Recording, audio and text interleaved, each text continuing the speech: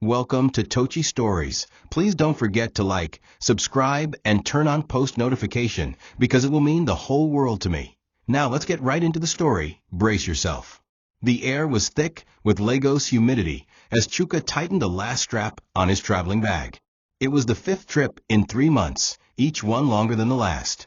This time, Chief Nathan had called him into his glass-walled office and smiled like a benevolent king granting his servant a blessing.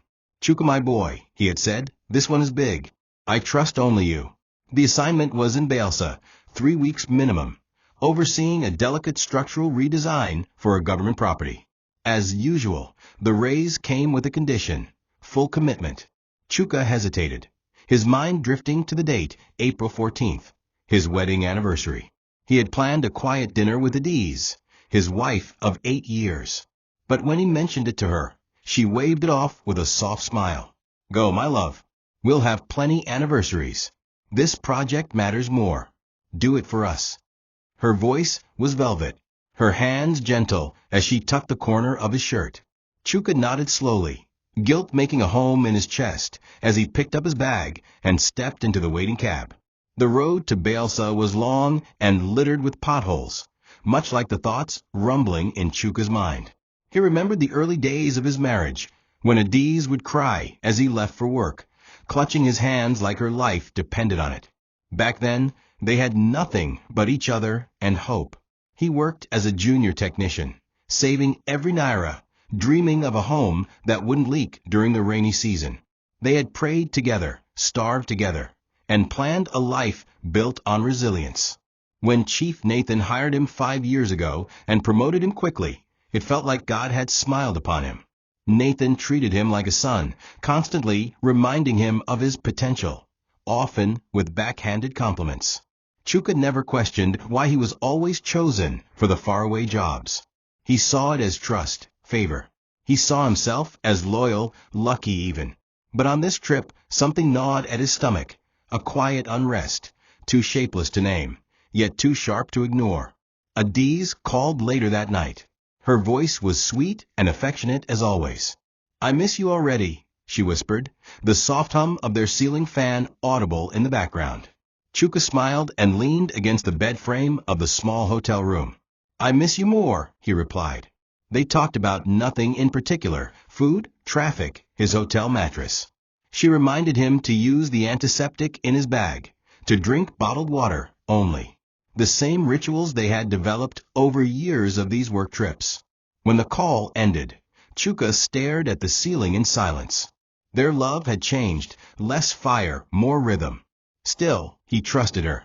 Implicitly, he fell asleep clutching the wrapped anniversary gift he had brought with him but never gave, a gold necklace inscribed, "To my forever." He would give it to her when he returned. If only he knew. The next morning arrived with heat and chaos. Chuka stepped into the construction site, boots crunching gravel as laborers barked commands in the distance. His forehead glistened, not just from sweat, but from burden. The team looked to him for direction. He gave it dutifully. Blueprints in hand, he explained design changes, liaised with engineers, and negotiated delivery timelines. Everyone praised him for his efficiency, the quiet professional who never faltered. But beneath the calm exterior, Chuka's soul was tired. He hadn't rested properly in years. Every time one project ended, another began. He told himself it was for Adiz, for the children they hadn't yet had. He wanted her to have the life she deserved. And she played her part, always encouraging, always warm, always smiling through phone calls. She would send voice notes with prayers, text updates about home repairs, or new curtains she bought. It made it easier to keep going. Chuka thought, if my wife believes in me this much, then I must be doing something right. Lunchtime came and Chuka sat alone under a rusted canopy, eating EBA and draw soup from a plastic flask Adiz had packed. The familiar scent made his chest tighten. He remembered the night before he left, how she stood barefoot in their kitchen, cooking while humming a gospel tune. He had crept up behind her, hugged her waist, and whispered, "I'm sorry I won't be around for our anniversary." She turned, touched his face, and said, "It's not the date that matters, it's the man. You're mine every day." He had smiled like a fool, kissed her neck, and told her she was the best thing that ever happened to him. Those memories clung to him like fog, blurring the edges of reality. He didn't notice the foreman calling his name twice before he snapped back into the present. Oga Chuka. Cement Don Lando. Chuka stood and adjusted his helmet, brushing away thoughts that suddenly felt too tender to hold. That evening, after a long day on site, Chuka returned to his hotel room and video called Adiz. She wore a red wrapper and a tank top. Her hair was wrapped in a scarf, and she looked beautiful. "You look tired, baby," she said, "but handsome as ever." He chuckled, showing her the dust on his boots. They spoke for nearly an hour. She told him the neighbor's child had broken their gate again, and that she fixed the bathroom sink. Chuka made a mental note to transfer money in the morning. "Do you want to see what I bought for you?" he asked, reaching for the small wrapped gift. She giggled and said no. "Not over video call. Surprise me when you get back. It'll mean more then." He nodded and ended the call reluctantly. Lying back in bed, he stared at the ceiling fan and thought of his father, a man who worked until he died, believing sacrifice made a man worthy. "I'm becoming him," Chuka thought. Maybe that's a good thing. But deep down, his heart whispered otherwise. On the third day, Chuka received a rare stroke of luck. The building supplies arrived early, and the project was moving faster than expected. The government liaison informed him that they could wrap up in under a week. The moment the words landed, Chuka's heart jumped. He imagined Adiz's face lighting up when she saw him. The surprise, the joy. Their anniversary had passed only 2 days ago. It wasn't too late to make it special. He packed up early, handed responsibilities to the site manager, and caught the night bus back to Lagos. He didn't call her. He wanted it to be perfect. His bag sat beside him, and inside it was the necklace, a bouquet he had bought from a roadside vendor, and a handwritten card that read, "For every mile I've traveled, you were the reason." The ride was long and bumpy, but Chuka's spirit felt light for the first time in months. He stared out the window as towns blurred by in the darkness. Memories of Adiz's laughter filled his mind. He remembered their first kiss, their late-night talks, the time they danced in the rain outside their first apartment. Everything he had ever done, every brick laid, every job accepted, was for her. He imagined entering the house, placing the flowers in her hands, pulling her close and whispering, "Happy anniversary, baby." She would cry, hold him tight, maybe even apologize for encouraging the trip. Then they would laugh over warm umla and sleep in each other's arms. He planned it all in his head, the dinner, the wine, the music. It was going to be perfect. But perfection shattered the moment his key turned in the door and the scent of perfume and sweat struck his nostrils. At first, he thought she had company, maybe a friend or someone from church. But as he stepped in, the sounds became clearer, laughter, moans, a man's voice. His feet froze. The bouquet slipped from his hand. He moved slowly, like a ghost, toward the bedroom door. It was open just enough for him to see Adiz, naked, straddling Chief Nathan, her hands pressed against his chest, her head thrown back in pleasure. The man who had promised Chuka mentorship. The man who sent him on this very trip. Chuka stood there for seconds that felt like hours, something inside him cracking silently. They didn't even notice him at first. Then Adiz turned and screamed. The scream that tore through the air wasn't just a sound. It was a rupture in Chuka's soul. For a moment, no one moved. Adiz, caught in a twisted ballet of shock and shame, scrambled to pull a sheet around her trembling body. Chief Nathan, on the other hand, was disturbingly calm. He rose from the bed like a king inconvenienced by the presence of a peasant, casually slipping into his trousers, not even attempting an apology. "Chuka," he began as though addressing a child, "you weren't supposed to be back yet." Those words echoed in Chuka's ears. He stood in the doorway, paralyzed, unable to speak. His gaze wasn't violent, it was hollow, like someone watching his home burn and realizing he left everything inside. Adiz called his name softly, "Baby, please," but her words couldn't pierce the roaring in his head. His eyes swept over the bed, the pillows they had bought together, the bedsheets he had paid for, now defiled. Chuka didn't shout. He didn't throw punches. He didn't cry. He just turned around, picked up the crushed bouquet from the floor, and walked out, his feet silent, but his spirit screaming. He wandered the streets like a ghost. Lagos, usually bursting with life, blurred around him. The honks of cars, the shouts of conductors, the gospel music blaring from kiosks, none of it registered. He walked past the suya spot they once loved, past the church where they had exchanged vows, past the boutique where he bought her first birthday gift after marriage. Everything now felt like a lie. The weight of what he had seen pressed against his chest, heavier than any steel beam he'd ever lifted. He tried to replay it, make sense of it. Was I not enough? Did I miss something? Was it my fault? But the answers were buried beneath a mountain of betrayal. He finally checked into a cheap guest house near Oshodi. The room smelled of old sweat and bleach, but it was empty. He needed empty. He sat on the edge of the bed, staring at the gift bag still in his hands. His fingers slowly opened it, and there it was, the gold necklace glinting softly under the yellow bulb. To my forever. He laughed. Not a joyful laugh, but the kind that teeters on the edge of madness. That night he didn't sleep. He didn't eat. He just sat, motionless, clutching a love that no longer existed. In the morning, his phone rang. Dozens of missed calls from Adiz. A few from an unknown number, probably Nathan.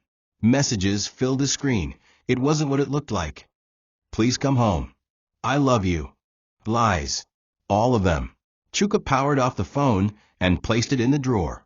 He walked into the tiny bathroom and looked into the cracked mirror. The man staring back wasn't familiar.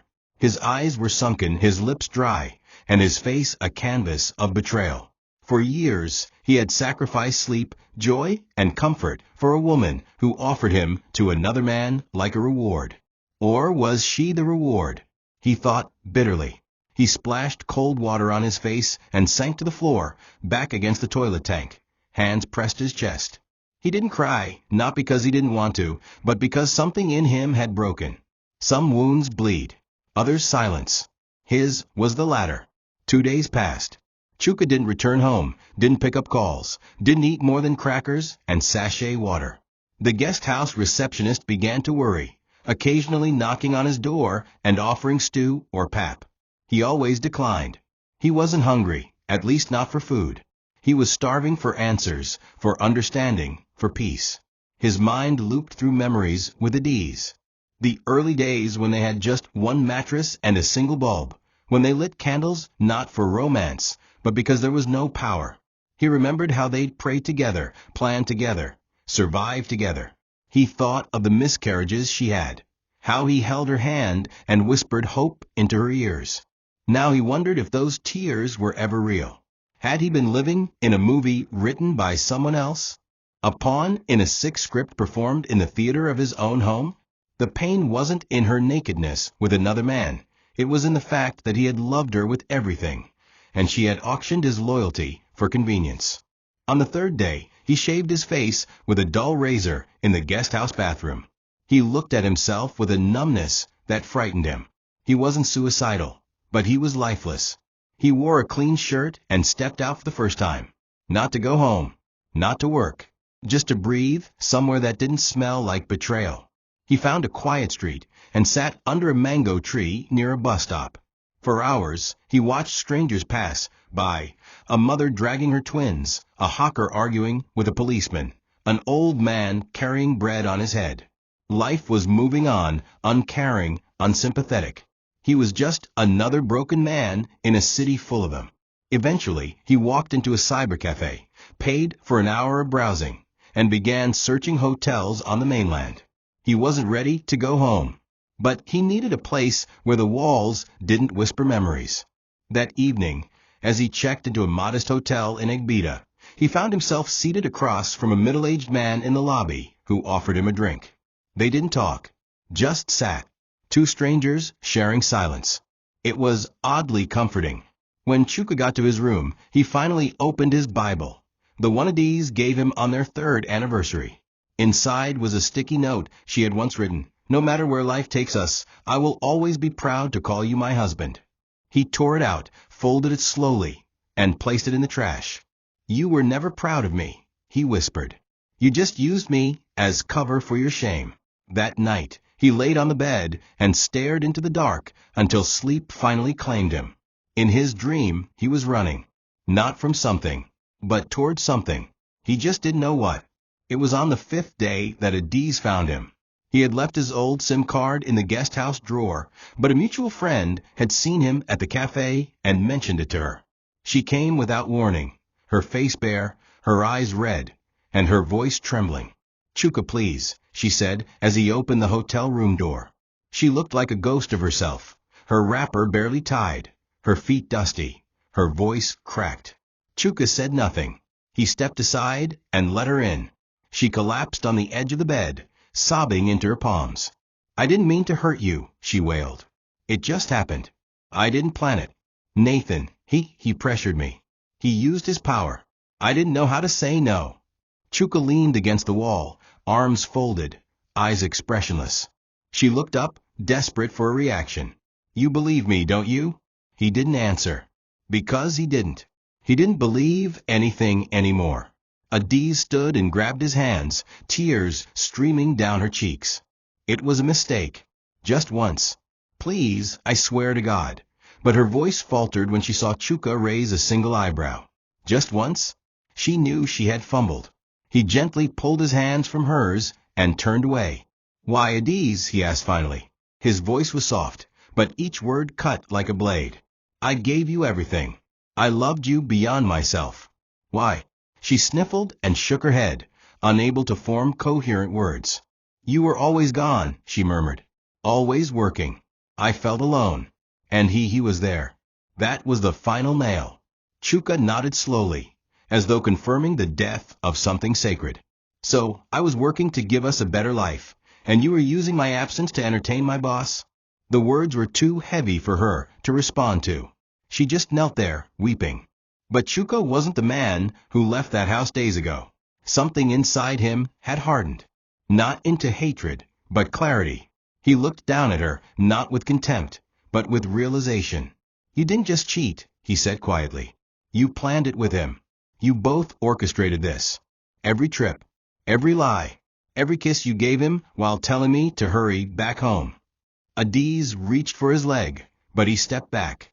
"I'll send for the rest of my things. Don't come looking for me again."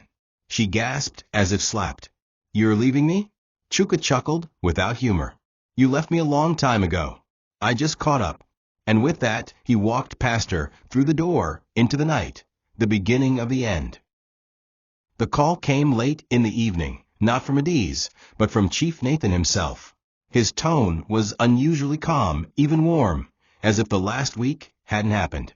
"My boy," he said with a smirk tucked behind his baritone, "let's be men about this. Things happen. You know how these women can be easily confused, easily led. But don't throw away your future over one mistake." Chuka didn't speak immediately. He just listened. Nathan continued, "You're my best man, Chuka. This company values you. I've always valued you. You're too smart to burn down everything you've built because of emotions." Chuka's fingers tightened around the phone. Emotions? That's what this was to him? A trivial mistake, like a delayed project or missed deadline. A betrayal spanning years, reduced to things happen. For the first time, Chuka realized Nathan wasn't just heartless. He was dangerous. This wasn't about lust. It was about control. He wanted Chuka obedient, even in the face of humiliation. But Chuka's silence was no longer compliance. It was resistance. And the silence unnerved Nathan. "I'm not angry, sir," Chuka finally said, his voice controlled. "I'm awake." Nathan laughed softly. "That's good. So we understand each other. Let's move past this. I'll even make you a senior director next quarter. We can pretend this never happened." The audacity struck Chuka like a slap. "You want me to bury my pride in exchange for a promotion?" Chuka asked. "You want me to shake the same hand that reached into my home and desecrated my marriage?" Nathan's chuckle faded. "Don't be dramatic, son. You're too smart to throw your future away over a woman." Chuka's reply was cold and final. "You didn't just touch my wife, Nathan. You groomed her. You used me. You manipulated my loyalty like it was a leash. And now you want to reward me for playing the fool. There was a pause. Then Nathan spoke, firmer now. You should be careful how you speak. I made you. Chuka's lips curled into a bitter smile. Then unmake me. He ended the call without waiting for a response. Alone in the quiet of his new apartment, Chuka sat on the floor and let the silence wrap around him. He had always seen Nathan as a father figure, the man who gave him a chance, paid for his wedding suit, hosted their baby shower even after their miscarriage. But now he saw clearly. Nathan had never been a mentor. He was a puppeteer, orchestrating Chuka's life with invisible strings. Every promotion, every urgent site visit, had been carefully timed to empty Chuka's house and fill his bed. And Adiz, she had been both willing and wicked. The truth, once hidden behind veils of respect and love, now stood exposed in its grotesque form. Chuka didn't know what the next step was, but he knew this. He could never go back. Not to his job, not to his wife, not to the man who taught him to smile while bleeding. The days that followed felt like an unraveling. Chuka, now untethered from his job and home, began to piece together the hidden puzzle of his life. With the fog of denial lifted, patterns emerged with brutal clarity. He remembered the year Adiz cried on his birthday, claiming her cramps were too severe for intimacy. But a week later, Emeka had casually mentioned seeing her at a hotel spa. Or the Christmas trip Nathan had gifted Chuka, a sudden, urgent inspection in Calabar that had taken him away for 2 full weeks, only for him to return to a strangely silent Adiz who claimed she'd been sick. The signs were always there, little inconsistencies, shifts in her scent, moods that made no sense. But he had ignored them because love, when true, wears blinders. And Nathan had fed that blindness like a gardener watering weeds. Chuka sat in a small cafe one afternoon, sipping tea, eyes vacant, mind full. He watched couples pass by, arms linked, laughing. How many of them are pretending to? He wondered. Betrayal doesn't announce itself with thunder. It creeps in through laughter, through routine, through trust. And now, that trust had become poison. The worst part wasn't the affair, it was the strategy behind it. He realized now that every trip Nathan assigned him had a dual purpose: business and betrayal. Adiz had always been eager for him to go. She would pack his bags with a kiss, insist he take the job. Do it for us, she'd say, voice dripping with adoration. But it was all rehearsed. She wasn't just an accomplice. She was part of the machinery that removed him so Nathan could enter. Chuka clenched his jaw and gripped the edge of the table. For so long, he had believed sacrifice would win him love. But all it earned him was silence, while his wife became another man's pastime. He began making a list, not of revenge, but of truth. He wrote down every trip, every excuse, every detail that now screamed manipulation. He began comparing project logs with personal events, trying to draw connections. The timelines aligned disturbingly well. Adiz had been seeing Nathan for years, not weeks. For years, maybe more. He remembered how she always defended Nathan. He's a good man, she'd say. You're lucky to work for someone who values you. The irony now crushed him. He wondered if he had ever truly known her, the woman he married, the one he nearly bought a house for. But he couldn't allow himself to drown. He needed answers, and he needed proof. And not just for himself. For every other man who had been fooled. The truth, Chuka decided, would be his redemption. Not anger, not vengeance. Just truth, clear, irrefutable, and unshakable. It was an unplanned encounter, the kind that feels orchestrated by fate. Chuka had stopped by a roadside kiosk late one night to buy painkillers when a familiar voice slurred behind him. Omo Chuka.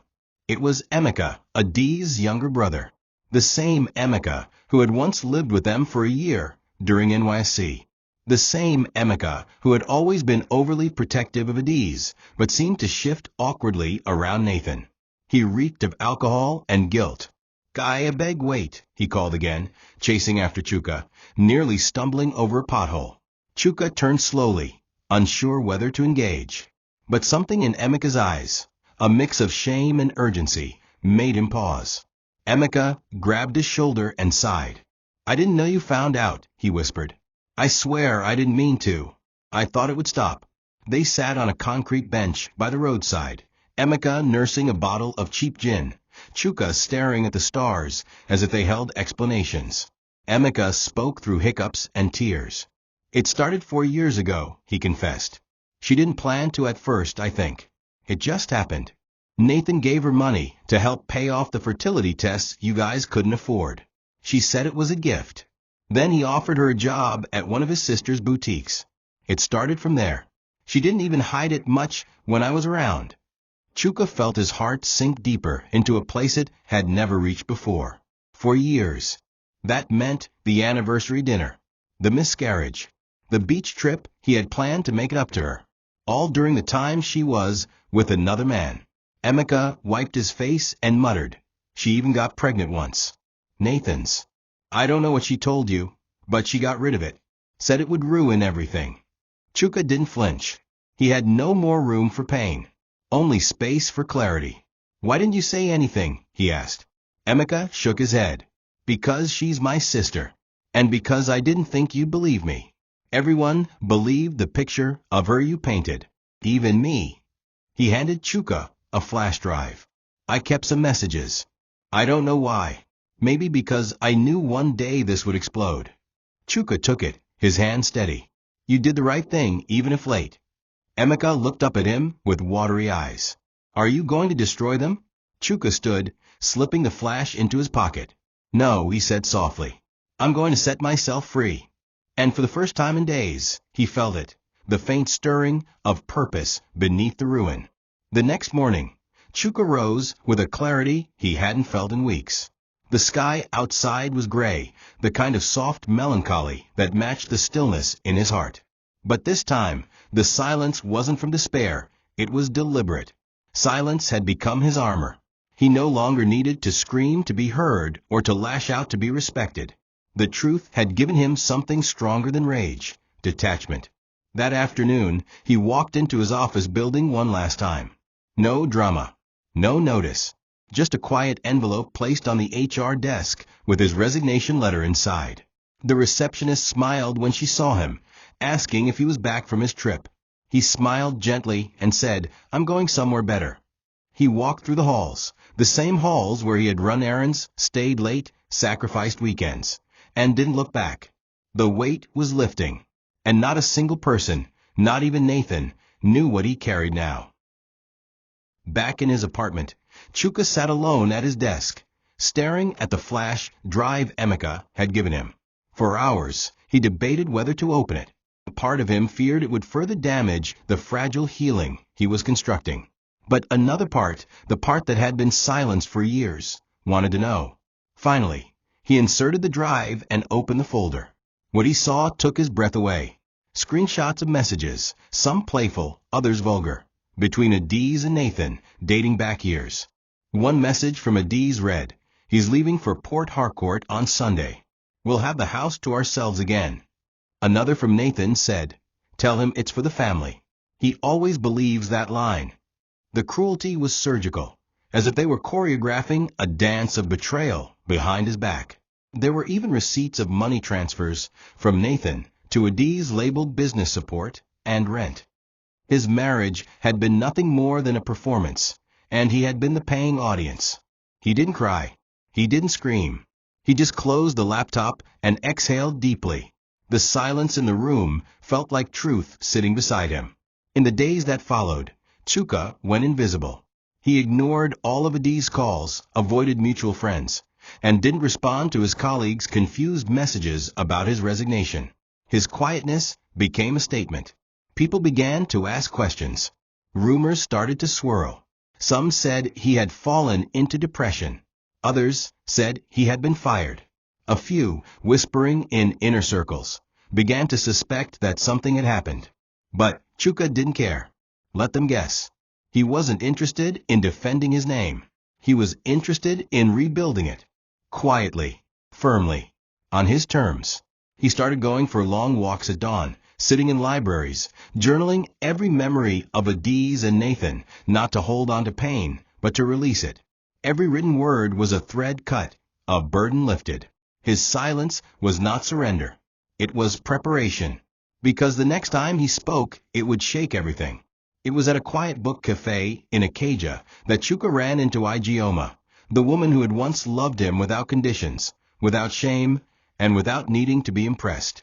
They had met briefly in university, where she was studying law and he was studying mechanical engineering. Back then, she was the only one who noticed his silences and tried to fill them with warmth. They had almost dated, but life had swept them in different directions. Chuka into marriage with a D's, and Igoma into law school and a private career with an NGO. He hadn't seen her in over 5 years, but when she walked into the cafe that day, he recognized her instantly. She was seated behind him before he realized it.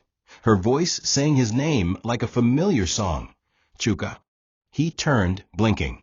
And for a moment, something fragile stirred in his chest. They caught up over tea, their conversation hesitant at first, but slowly unfolding into laughter.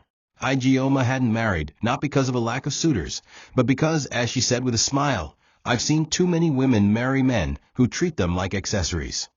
When Chuka mentioned Adiz, Igioma's expression changed subtly. She didn't ask questions, just nodded with understanding that didn't require words. Eventually, Chuka told her the truth, not all at once, but in pieces. The affair, the lies, the manipulation, the flash drive. Her eyes didn't widen. She didn't gasp. Instead, she reached across the table, placed her hand gently over his, and said, "I always knew you deserved more than what you settled for." That one sentence, spoken without pity or judgment, unlocked something in him. For the first time since the betrayal, Chuka felt like he wasn't alone in the dark. Igoma didn't offer him comfort as a woman trying to win him. She offered him strength as a woman who saw him. Over the next several weeks, they stayed in touch. Igoma would send articles on emotional abuse and narcissistic manipulation. She gently nudged him toward therapy, offered legal insight into workplace harassment and personal boundaries, and never once pushed him to reconcile or retaliate. She was a presence, stable, firm, healing. Chuka began to rebuild his life not just around her, but with the help of her perspective. She helped him understand that Adiz's betrayal wasn't just adultery. It was psychological warfare. It was the erosion of a man's worth under the guise of support. And Nathan's actions weren't just immoral, they were exploitative. Igoma didn't need to light a fire in Chuka. She helped him find the fire still flickering quietly within. One night, after hours of talking, Chuka said quietly, "Thank you for not treating me like a broken man." Igoma smiled. "You're not broken," she replied. "You're just finally free." In the high-walled mansion of Chief Nathan Okoye, things were beginning to shift.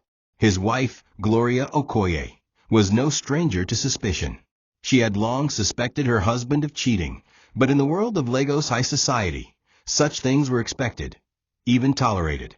But lately, Nathan had grown reckless, coming home late, making hushed calls by the poolside, grinning at text messages in her presence.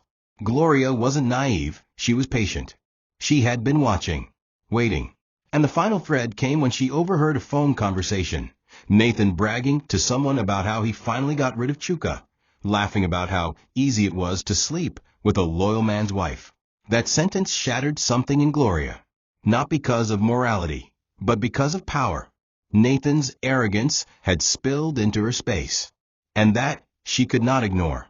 She hired a discreet private investigator, a woman who used to work for a political consulting firm and now freelanced for people like Gloria, rich, silent women who wanted answers without mess. Within 2 weeks, Gloria had what she needed: photos, messages, financial records. It wasn't just Adiz. There were other women, many of them wives of Nathan's junior staff. He had built an empire not just of concrete, but of sexual exploitation masked as mentorship. Gloria stared at the evidence without blinking. It wasn't rage that filled her, it was resolve. She began compiling everything into a quiet dossier. Not to confront him directly. No, that would be too easy. Gloria didn't want an argument. She wanted destruction. She wanted him to taste the slow burn of consequence. the kind that creeps in quietly and burns everything from the inside out. But her greatest move came when she anonymously sent part of the evidence to Igoma, a legal mind known for advocacy and women's rights. No names, just documents, screenshots, pay stubs, messages. The implication was clear: you're not the only one. Igoma read through them and immediately understood the scope of what Chuka had experienced. It wasn't personal, it was systemic. Nathan didn't just betray a friend, he preyed on vulnerability. He used his power to target the wives of men he trusted most. Igoma knew what this was now, not just a scandal, but a case. And Chuka? He wasn't just a victim. He was the first domino in a story that was about to collapse. Quietly, behind the scenes, Gloria smiled to herself as she watched her husband laugh over wine with clients. He had no idea. But the days of pretending were over. The queen was awake, and she was done being silent. The day Adiz was served the divorce papers began like any other. She was seated on the veranda of the house Chuka had left behind, sipping from a glass of lukewarm tea she had made only to distract herself from the gnawing silence. The walls that once held laughter and shared dreams now echoed with her own regrets. She had tried calling Chuka dozens of times, crying, begging, even threatening, but each call went unanswered. His silence became a scream in her head. So when the delivery man arrived that afternoon with an envelope, she didn't suspect anything. She thanked him with a distracted smile and tore open the package casually, thinking perhaps it was a letter from the bank or a courier from friend. But as her eyes scanned the heading, in the High Court of Lagos State, petition for dissolution of marriage, her hand began to tremble. For the first time since Chuka walked away, reality sank in like a dagger between her ribs. He wasn't coming back. Rage quickly followed shock. She tore through the house, knocking over a flower vase, screaming incoherently, "He can't do this. He can't just leave me like this." She called her closest friend, Amara, ranting through tears. But Amara's voice was unusually cold. "You should have thought of that before you betrayed a man who would have died for you." Click. The call ended. Adiz stared at the phone in disbelief. The next few days unraveled faster than she expected.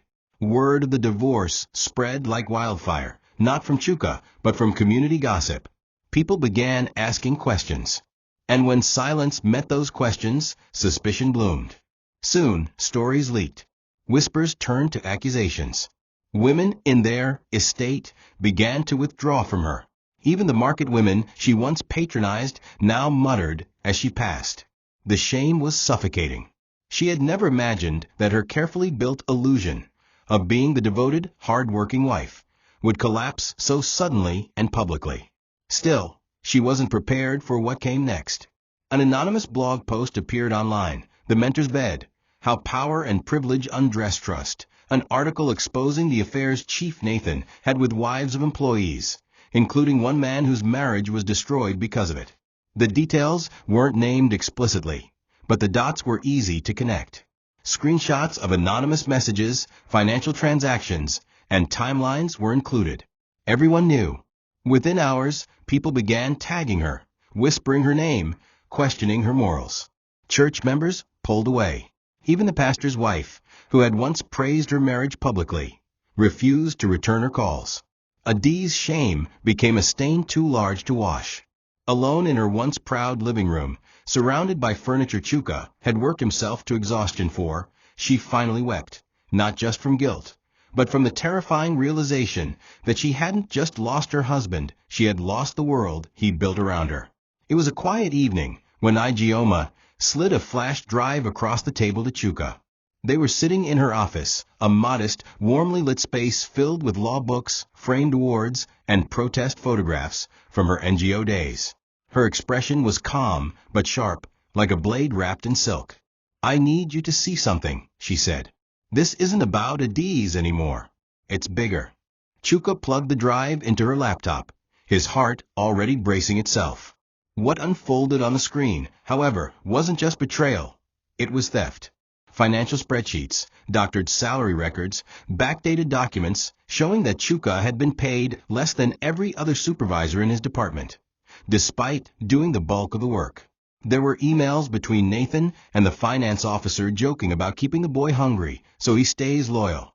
Worst of all was a life insurance document, a fraudulent policy Nathan had signed in Chuka's name, listing the company as the sole beneficiary. Chuka's face tightened. He was planning something, Igoma said softly. Either manipulation or something worse. The gravity of it settled like cement in Chuka's lungs. It had never just been about lust or betrayal. It had always been about control, total, systemic control. Nathan hadn't merely slept with his wife. He had ensnared him. From salary manipulation to illegal insurance setups, he had used Chuka's loyalty to line his own pockets. Chuka thought of the many times he had traveled without security, the dangerous construction sites, the collapsing scaffold incident he had survived 2 years ago. All the puzzle pieces, which once felt like isolated incidents, now fit into a larger picture. He had been expendable, a tool, a resource, a dog that fetched contracts and built projects, while the master collected bones. I don't think he was going to kill you, Igoma added carefully. But he certainly didn't care if something happened to you. That policy was insurance for him. Nothing more. Chuka rose from a chair, his body heavy, his voice trembling but firm. I gave that man my trust, my loyalty. I let him into my home. His fists clenched. And all the while he was preparing to bury me, literally or figuratively. Igoma stood beside him, her voice calm. This is no longer personal. This is criminal. And we have enough to blow the lid off everything. But Chuka shook his head. No, not yet. Not like this. Igoma looked surprised. You're not angry? He gave a bitter smile. I'm beyond anger. I'm calculating. Let the fire come, but let it come when the fuel is stacked high and dry. He walked out of the office with the flash drive in hand, not as a broken man, but as a witness to his own rebirth. The game had changed. And this time, he wasn't playing by anyone else's rules. Nathan was seated in his office, an expansive space adorned with polished wood, a private bar, and plaques of his many achievements, when Chuka walked in. The receptionist had been too stunned to stop him. Nathan looked up, startled at first, then leaned back with a smug grin. Chuka, he said, as though welcoming an old friend. I wasn't expecting you. Back to your senses, I see. Chuka didn't sit. He placed the flash drive on the table between them and folded his arms. You used me, he said plainly. You used my marriage, my time, my life, and you laughed about it. Nathan smirked. You think you're the first man to be betrayed? Grow up, boy. That's how the world works. Chuka's jaw tightened. You're right. That is how the world works. But not for long. Nathan picked up the drive and twirled it in his fingers. What's this? Threats? Evidence? He laughed. You think anyone will believe a disgruntled former employee? Chuka took a deep breath, then leaned slightly forward. I used to see you as a father. I prayed for you, defended you, built your empire with my hands. And you repaid me with theft, betrayal, and manipulation. His voice dropped lower, colder. But I'm not here to beg or threaten. I'm here to inform. Nathan's smile began to falter. You're not as smart as you think, he said. Men like me don't fall easily. We own the system. Chuka's expression didn't change. That's the thing about systems. They rot from the inside, and you've rotted yours so deeply that even your wife is done pretending. The moment the words left his lips, he saw it. A flicker of panic in Nathan's eyes. Chuka turned to leave, but paused at the door. Enjoy the silence while it lasts. It's the loudest it will ever be again. As the door closed behind him, Nathan stared at the flash drive, suddenly unsure of himself. He had silenced so many men like Chuka over the years, men who lacked the means, the courage, or the proof to challenge him. But this time felt different. This time, the silence had depth. And when silence gains depth, it becomes thunder waiting to strike. Across the city, Igoma was already drafting legal letters. Gloria was preparing to leak the anonymous files. And Chuka? He wasn't looking for revenge anymore. He was preparing for reckoning. The kind that doesn't shout, but crumbles everything quietly, like termites in the pillars of a palace. Nathan, for the first time in a long time, felt something he couldn't buy or charm away. He felt fear. The story didn't break like an explosion. It seeped like a slow, deadly poison. At first, it appeared as a headline on a relatively obscure blog, From Boardroom to Bedroom, Exposé on Power, Sex, and Exploitation in Nigerian Construction Firms. No names were mentioned, just references. A powerful Lagos-based CEO, a trail of manipulated employees, and a pattern of targeting their wives. It would have been dismissed, like most gossip in the media space, but the article included damning documents, pay slips, internal emails, even blurred images of Nathan embracing different women in compromising positions. And it wasn't just gossip anymore when Gloria Okoye quietly forwarded the same dossier to 3 major investigative journalists and legal authorities. Within a week, the rumor turned into a wildfire. WhatsApp groups buzzed. Twitter trended. Instagram blogs dissected each piece. Guess who? Posts flooded the timeline. People in the industry knew. Everyone else quickly found out. Nathan tried to suppress it. He paid bloggers to retract the posts. He threatened editors with lawsuits. But every attempt to silence the story made it louder. Former employees began to speak, anonymously at first, then publicly. Wives who had been scared now had a collective voice. Stories poured in of strange promotions, assignments handed out suspiciously before birthdays, long-term absences suddenly followed by gifts at home. The puzzle formed, ugly, clear, undeniable. And at the center of it all was Nathan, the man who had for years built a public image of integrity and mentorship. His name, once associated with philanthropy and empowerment, became synonymous with abuse, coercion, and manipulation. Clients began to withdraw. Partners distanced themselves. A board meeting was called in secret. And while Nathan still wore his smile in public, the foundation beneath him had already begun to rot. Chuka, meanwhile, watched it all unfold from a distance, not with joy, but with stillness. He didn't gloat. He didn't grant interviews. He didn't even respond to the few reporters who found his contact. Instead, he focused on healing. Each breaking news segment wasn't just retribution.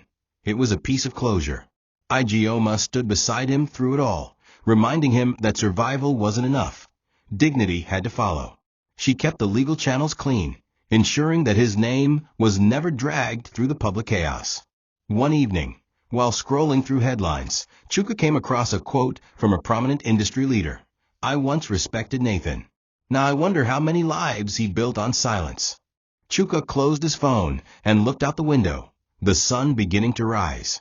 The darkness wasn't over, but it was finally cracking. And through that crack, light was coming in. Adee sat in her mother's house, surrounded by silence that screamed louder than any insult. After weeks of relentless online humiliation and community disgrace, she had finally left the house Chuka built. Not voluntarily. Shame had driven her out. Everywhere she went, she saw it in people's eyes. Pity, disgust, betrayal. Her once vibrant social circle had evaporated. The women she hosted Bible study with no longer returned her calls. Even the salon she frequented whispered behind her back. She had tried to defend herself in the beginning, posted vague scriptures about forgiveness, shared throwback photos of her and Chuka, even tried to hint that he wasn't the man people thought he was. But her attempts to twist the narrative only made it worse. People didn't just hate her because she cheated. They hated her because she had lied while pretending to be the symbol of loyalty. And now, she was the ghost of her own legacy. One Sunday, after weeks of isolation, she summoned the courage to visit Chuka. She wore a plain Ankara gown, no makeup and slippers. Her face was thinner now, her eyes sunken. She waited outside his apartment for over an hour before he stepped out. He didn't flinch when he saw her, didn't shout, didn't walk back inside. He simply stood there, arms folded, waiting for her to speak. "I'm sorry," she whispered, her voice cracking. "I was stupid. Weak. I ruined the only good thing I ever had." Chuka nodded once, as if acknowledging a fact that had long been confirmed. "I know," he said. Adee's dropped to her knees on the pavement. "Please forgive me." I'll never be whole again if you don't." Her sobs echoed in the street. Chuka knelt beside her, but not to hold her, to look her in the eyes. "You had me at ease," he said softly. "You had a man who would have died for you. And you gave me away, not for love, not even for money, but for a little comfort and attention, for rented pleasure." He stood and walked back toward the gate. "This pain will pass," he said. "But the memory of how you orchestrated my humiliation, that will stay. And I have to live with that. But so do you." Adiz didn't follow. She simply knelt there, shaking, as he disappeared inside. She realized then that she hadn't just lost Chuka. She had lost the version of herself that existed when he loved her. And no apology, no repentance, no second chance could bring that woman back. She walked away slowly, her slippers scraping against the concrete, carrying not just her shame, but the weight of a throne she threw away. Alone. Forever. In the weeks that followed, Chuka began to quietly reclaim his life. He rented a small office space with a former colleague, David, a civil engineer who had once been fired from Nathan's company for speaking up about labor abuse. They didn't have the money or equipment that the big firms had, but what they lacked in capital, they made up for in honesty, discipline, and work ethic. Word spread slowly. Small contracts came in, home renovations, school repairs, rural development projects. Nothing glamorous, but deeply fulfilling. Chuka would walk the sites himself, hands covered in dust, heart unburdened. He wasn't just rebuilding walls. He was rebuilding himself, one brick at a time, one breath at a time. He smiled more now, slept better, ate in peace, and for the first time in years, didn't feel the pressure of pretending to be a perfect man. He was just a man, whole, quiet, free. Igoma remained close, but not like a woman waiting for love. She remained like a woman who had always loved him, whether or not he ever returned it. She helped with legal filings, tax registrations, and grant applications. She introduced him to NGOs that funded ethical construction for low-income areas. Her world became a bridge into his. And slowly, their silences began to fill with warmth. One evening, while reviewing floor plans at his desk, Chuka looked up and saw her laughing softly at a typo in a client report. She had that glow, the kind of glow Adiz used to have before the lies began. He watched her for a moment, then said, "You've helped me carry so much." Igoma looked at him and replied, "Because you carried it alone for too long." They didn't kiss. They didn't even hold hands. But something passed between them, quiet and certain. Not a flame. A foundation. Chuka stood before the mirror in his small bathroom one morning, shaving his beard, and caught a glimpse of the man he had become. He no longer looked like someone seeking approval. He no longer carried invisible chains. The pain hadn't vanished, but it had transformed, from bitterness into strength, from humiliation into purpose. As he adjusted his shirt, ready to meet with a local council over a new project, his phone buzzed. A message from a national media house. "We'd love to interview you for a feature on ethical builders in Nigeria. Your story is inspiring." He paused, smiled faintly, and replied, "Let me know the time." Because now his story wasn't just about pain. It was about power, and the kind of power that doesn't come from money or applause, but from standing back up when no one expects you to. The interview was aired on national television just 2 days after it was recorded. Chuka sat across from a respected journalist who introduced him not as a victim, but as a man who survived betrayal and emerged stronger. The segment was titled, "From Dust to Dignity," the builder who reconstructed his soul. He didn't dramatize his story.